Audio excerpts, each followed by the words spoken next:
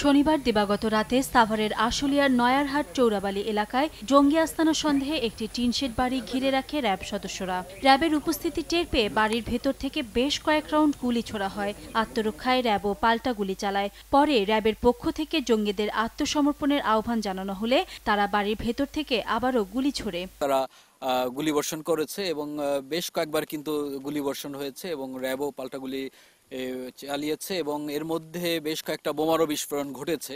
অভিযান চলাকালে রোববার দুপুর 1টার দিকে প্রথমে 2 জন ও পরে আরও 2 জন আত্মসমর্পণ করে।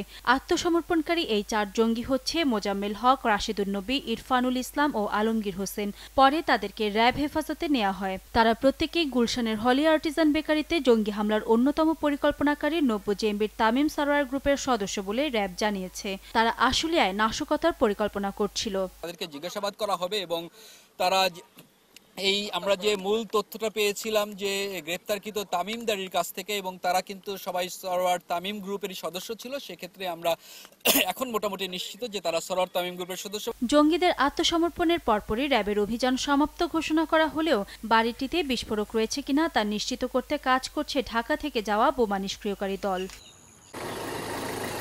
জানা গেছে, প্রায় 2 মাস আগে আজাদ নামের এক ব্যক্তি গার্মেন্টস শ্রমিক পরিচয়ে বাড়িটি ভাড়া নেন। এ ঘটনায় বাড়ির মালিককেও আটক করেছে র্যাব। এদিকে এলাকায় এ ধরনের জঙ্গি আস্তানার খবরে আতঙ্কিত এলাকার মানুষ। শুনে নিজেকে একটা আতঙ্ক লাগছে যে এখানে এইভাবে এরকম জঙ্গলি থাকবে। আমরা ওখানে কোনো লোক টোক এমনি দেখি নাই বা ওখানে যাওয়া যায় না। নিউজ ডেস্ক, দেশ টিভি।